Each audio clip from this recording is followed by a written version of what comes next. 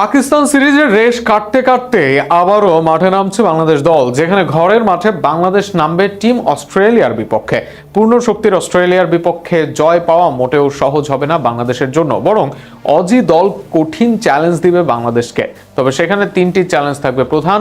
Series জিততে হলে যে তিন চ্যালেঞ্জে শতভাগ পাস করতে হবে বাংলাদেশ দলকে, কি সেই চ্যালেঞ্জ তা নিয়ে থাকছে প্রতিবেদন।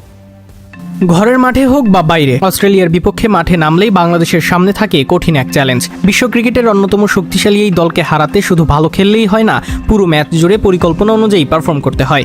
যদিও বর্তমান বাংলাদেশের দলটিও আগের চেয়ে অনেক বেশি পরিণত, ঘরের মাঠে কিংবা নিজেদের পরিচিত কন্ডিশনে অস্ট্রেলিয়াকে চাপে ফেলার সামর্থ্য আছে টাইগারদের। কিন্তু সিরিজ জিততে হলে বাংলাদেশকে পাশ করতে হবে তিনটি বড় পরীক্ষায়, যার কোনোটি এদিক ওদিক হলেই হাতছাড়া হতে পারে সিরিজ। প্রথম পরীক্ষা হলো অস্ট্রেলিয়ার ভয়ঙ্কর টপ অর্ডারকে সামলানো। ট্রাভিস হেড, মিশেল মার্শ, জশ ইংলিশ কিংবা কুপার কোনলির মতো ব্যাটাররা শুরু থেকেই আক্রমণাত্মক ক্রিকেট খেলতে পছন্দ করেন।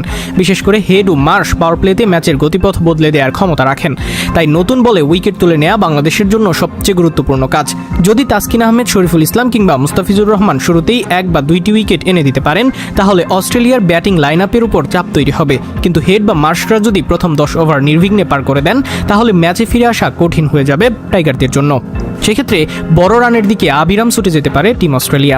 দ্বিতীয় পরীক্ষা অস্ট্রেলিয়ার ফিনিশারদের বিপক্ষে বাংলাদেশের বোলিং। আধুনিক ক্রিকেটে শেষ 10 ওভারই অনেক সময় ম্যাচের ভাগ্য নির্ধারণ করে দেয়। অস্ট্রেলিয়ার এই দলে শেষ দিকে দ্রুত রান তোলার জন্য রয়েছেন অ্যালেক্স ক্যারি, ক্যামেরুন গ্রিনের মতো ব্যাটসম্যানরা।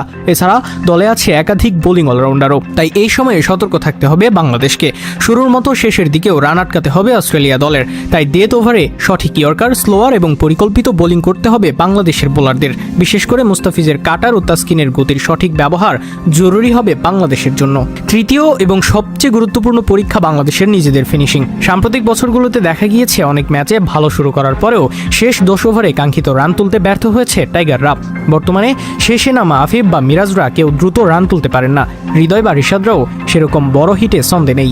তাই এই জায়গায় ভালো মানের ফিনিশার আনতে হবে বাংলাদেশ দলে। একই সাথে শেষ দিকে দ্রুত রান তোলার কৌশলও করতে হবে রপ্ত। সব মিলিয়ে অস্ট্রেলিয়াকে হারানো অসম্ভব নয় বাংলাদেশের জন্য। তবে সিরিজ জিততে হলে শুরুতে হেড মার্শদের দ্রুত ফেরানো, অজিদের ফিনিশারদের নিয়ন্ত্রণে রাখা এবং নিজেদের ইনিংসের শেষ 10 ওভারে কার্যকর ব্যাটিং, এই 3 পরীক্ষায় সফল হতেই হবে বাংলাদেশ দলকে। এই 3 শর্ত পূরণ করতে পারলে অস্ট্রেলিয়ার বিপক্ষে ওডিআই সিরিজে ঐতিহাসিক সিরিজ জয়ের স্বপ্ন দেখতেই পারে টাইগাররা।